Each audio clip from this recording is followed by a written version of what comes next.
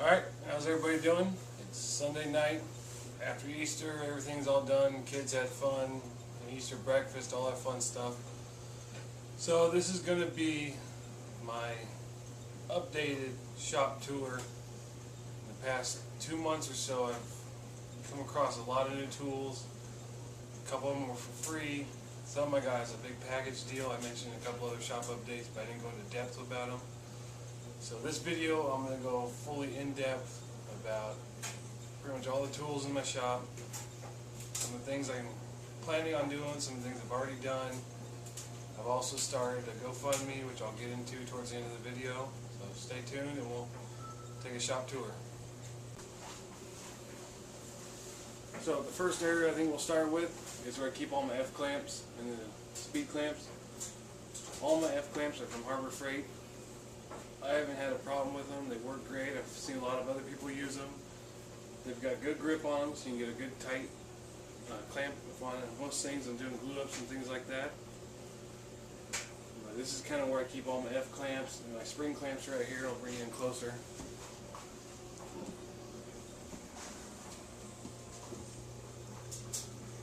I got all these from Home Depot. They're about $1 a piece. Same thing with those. They're around $1 a piece.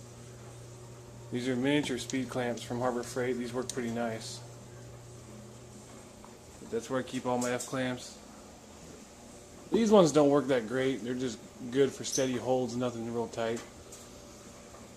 And you got a hook right here holding down the shop. Over here we got the Porter cable scroll saw.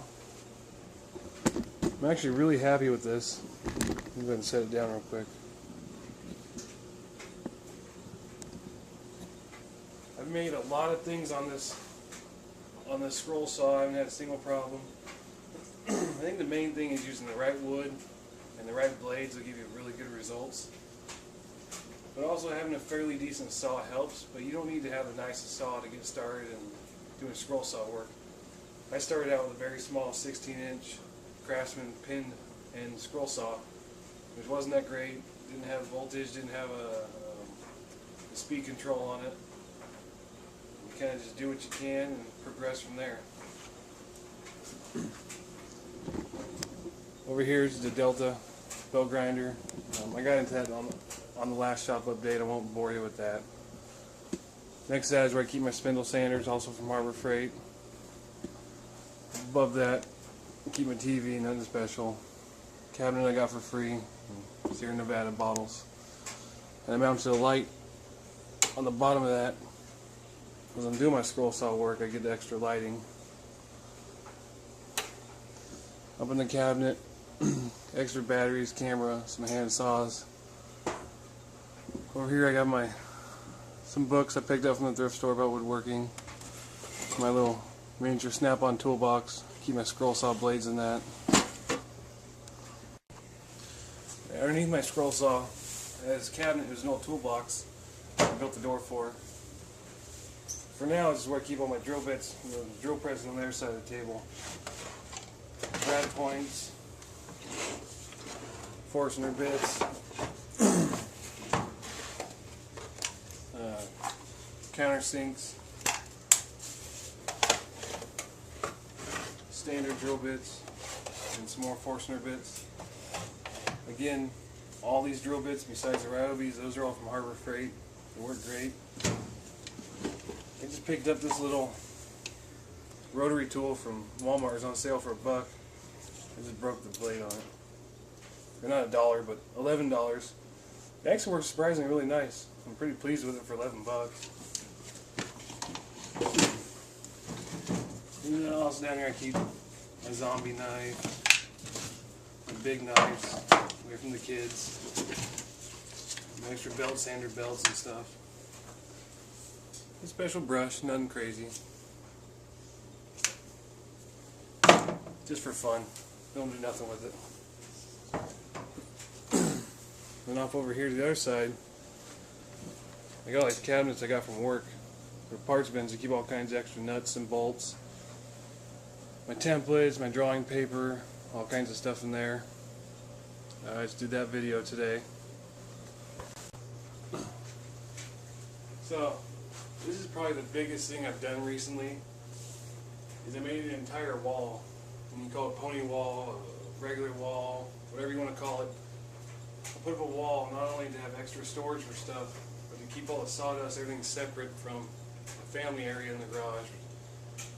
Laundry, other random things here and there. But this entire hutch system I built, the only thing I paid for was 2 full sheets of OSB I actually got in the discounted area. So besides the screws, this entire thing cost me $6 to build. I found the cabinets on the side of somebody's driveway for free. There's another one down there on the side. This other bench I built a while back with the free materials. I just set everything up. It's quick, easy to get to. Everyday drill bits right here. Hammers are here. Extra screws and nails are up here. And then, let me bring you up here. I didn't do a video on, can you see it? Yeah. I didn't do a video on Gandalf up there, but he keeps an eye out over the whole shop. In this cabinet, it's just odds and ends. Corner clamps, anchors going in sheetrock, some levels, nothing crazy in there. And here on the one on the floor, keep my jigsaw, my heat gun, my corded drill, and my roto zip, things I don't use every day. Over here in this one is where I keep all my tape, strings and yarn and whatnot, baling wire, tinfoil tape, camouflage tape. On top, just extra tape measures, some random things here and there. Streamlight flashlight. If anybody knows Streamlight, they make amazing flashlights. They're expensive, but they last a long time. They're extremely bright. My 10-year-old antique Black & Decker. It's been spray painted, dropped, flooded, still works. But like I said, you can see this bench I made in a previous video. I keep my planer down over there. Extra junk down there is a bunch of hinges I got for free in that box. Extra screws, torch, some more odds and ends, some grinder, belt sander, random electrical junk down there. Nothing too crazy.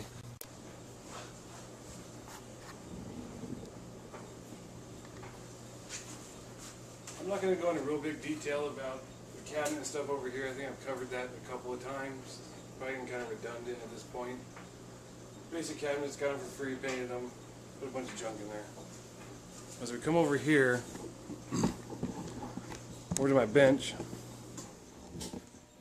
what I did was I built just a simple little drawer right here. It's flush. Well, it sticks out a little bit, but it just houses my everyday stuff. Pencil, pen, tape measure, some random screwdrivers, extra screws and sanding paper is just laying around the bench. Just toss it in there and bring it out. It's just 3/8 plywood. I usually stick it all together. What I did to stop it, I just drove 2 6-inch deck screws down. It stops it right there. So, just glue and brad nails holds together just fine. And down here on the shelf, under the bench, under the drawer, is I recently came across, I got a big deal on a dust collection and a ton of pipe clamps I mean. I got almost 30 pipe clamps for $2 a piece, and I could not pass that up. So I just stuck them all down here. These are all the shorter ones here. Some longer F clamps, some bigger speed clamps, some long F clamps over here, and I keep my nail guns down here in a little rack I built. That's some scraps. Nails right there. Power strip, power ready to go. The other longer clamps I keep over here on the side. I'll bring it around to there in a second. I'm going to get to this real quick. Probably should, I'll just pull it out later. So, let's give a quick rundown. Down there I got my 10-inch subwoofer. Makes a lot of noise. And here I keep rubber pads when I'm doing a lot of work, especially no shoes on. Makes it real nice, easy on the feet and on the back. So then over here is where I keep the rest of the pipe clamps. And the really long F-clamps are right here. These are all about 5 footers or 6 there. And the really long ones, 6 to 7 footers, I got 3 of them. They just span all the way through the bottom of the bench. So I'm coming over here and bring it around. I picked up this real nice vise for 20 bucks. It's got a quick release setup. As soon as it releases, you can hear it right there. It comes out. I greased it and sanded a little bit. Needs a little more work. And it locks back up, and it's done. Alright, I dragged it out. So this is a PSI Woodworks Turncrafter Pro. I mean, to me it's basically the same as all the other MIDI lathes. I got the bed extension for it to bring it out a full 4 foot. It's super nice. I really enjoy it. It's nice and quiet.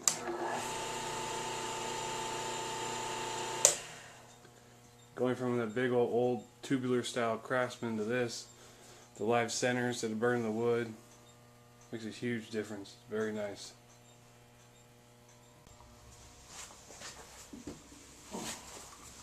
I haven't made a dedicated spot for it yet, so I just slide it down in between my table saw and my pork table. It tucks out of the way nicely. It's out of the way. Just a Delta lunchbox planer. I'm still having trouble with this area. That's where I keep all my lumber. It's still pretty. It's a damn mess. This is all for the kids' picnic tables I make. I'm making a lot of them lately. I covered that in the last video. It's just a 6-inch joiner. I keep the rest of my odds and ends, the screws and nails. That's the bed extension for the lathe. Over here, I got the Bosch router cabinet. It didn't come with the fence or anything like that. I keep a Porter cable in there. Keep all my stuff down here. Just Harbor Freight, like everything else. I mean, it all works for me. The Delta benchtop drill press. I talked about that in the last video. And I just bought this 10-inch sliding compound saw. Whatever. I had a coupon for 90 bucks, and the lady scanned the coupon twice, or the 20% off coupon twice. So I only paid like 70 bucks for it. Plus I paid extra 20 bucks for the warranty. And the other one's up here, the big 12-inch. I gotta give that back to my brother. But the biggest update in the shop is I picked up this 12-inch DeWalt 7790 radial arm saw. I know a lot of people don't like radial arm saws, but I'm a big fan. I grew up using one with my dad's friend Ann in wood shop. I wanted one for a long time. I was offered this one for free. You can't pass it up. It works perfect. I'm going to set up a dust collection system. Already got 245s. I'm going to run back there to dust collector. Runs smooth. The only problem is it pulls too much amperage for what my circuit breaker can handle. That's why I started the GoFundMe. I want to see if I can't raise some money so I can get new shop lights, run a whole new dedicated circuit, run 220 on this and the table saw. So that way I'm not running as much amperage and I'm not going to burn anything down or causing any problems. I put a new top on it, piece of hardwood for the fence. I squared it up. It's within centimeters of being perfect. Granted, once I move it and start doing angles, I'm going to have to square it back up. But since I had it perfectly squared and ran my line, I know exactly where my blade needs to be next time I want to bring it up to square. As far as I know what I've heard, these are the really sought after saws to have. 4 radial arm saws, the DeWalt 7790. The whole thing's cast iron, even the blade guard's cast iron. This thing weighed a ton. I took the legs off. At least 120, 140 pounds. I carry it over here and put it on the bench. But just getting rid of that the big old miter saw box and stuff I had over here, it opens up and it gives a better flow, especially when you got the garage door open. It just kind of looks better. And we'll move over here to the table saw and stuff.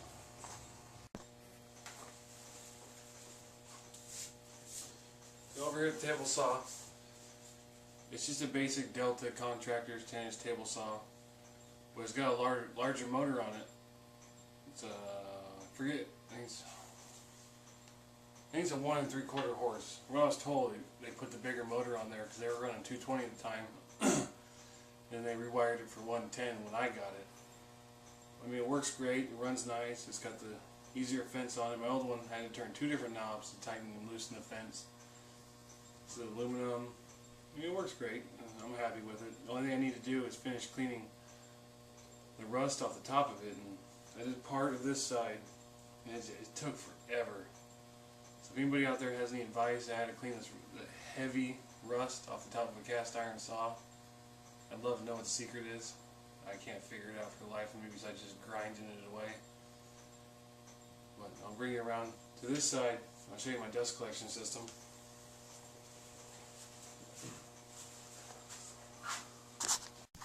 So the ugliest part about it is I used a tinfoil tape and just kind of covered the back of it. Try and get as tight as I get it, and then I built a box around the base of it where I keep all my scraps. A little dark, hopefully you can see. I got it running right here. And when I bought this entire dust collection system, came with like 20 blast gates, a 40-foot of hose, all the fittings, everything, plus the dust collector for $80. So I just got it teed in right there. I got my offshoot there for my extension to go up on the table for when I'm doing stuff. Just runs around, comes around my little cart right here into my Delta dust collection, which works very nice. It's cut down the dust in the shop tremendously. Hopefully you can see it. This little bit right here, that's from probably, I'd say roughly, I don't know, maybe 100 to 200 board feet worth of sawdust, and there's just a little bit. When before, without dust collection, it would just be piles upon piles right there. But I keep the compressor off over there in the corner. So what I want to do is run the dedicated circuit up along the ceiling all the way across, back behind that wall, and then come over. Electro box is right there. So I'd rather just hire somebody to do it so I know it's 100% perfect. Like I said, these are just the basic cabinets. Here's a growth chart. My wife makes a lot of those. It's just everyday stuff up there, nothing crazy. This is a gift to me from a good friend of mine named Jane. If you're watching this, Jane, thank you very much. It's older. It's got some problems, but it works. That's what I use all my editing on. And I use, you can see right here, it's not the greatest video pad, video editor. It was only $40. Can't really afford much to do free videos at this point, but so, you know, I'm pretty sure I probably left out a bunch of little random things here and there about my screwdrivers and my drills and what type of nail guns I have and this and that, and I don't know. For me right now, I still need to do a lot of organizing and get some stuff done, but I kept talking about doing an updated shop tour because all the new tools I got and this and that, so I just wanted to go ahead and get it done, get it out there. But like I said, the biggest problem right now is I'm gonna have to run a dedicated circuit for the radial arm saw and the table saw so I can run 220 so it drops the amperage down. That's the other thing I was going to talk about, is why I started a GoFundMe page. It wasn't really for people that watch my videos, it was more for Facebook related. So that's the main reason I did it. If you did want to find me on Facebook, just Dave Foss, F-O-S-S. Not hard to find me. Oh, one other thing too. This is actually a shout out to Joe Walters. Me and him were talking about this, for the gap in between the table saw. I was having problems. I was running sheet goods down there, dropping down and hitting on the table. So what I did was I made this little ledge. I cut it at a 15-degree bevel here, ran a 45 chamfer on the router, put it on, sanded it so when they come down, it hits and it just curls up. Me and Joe Walters were talking about that one time. You can check out his channel. It's just Joe Walters. He's on YouTube. He's got some videos out. But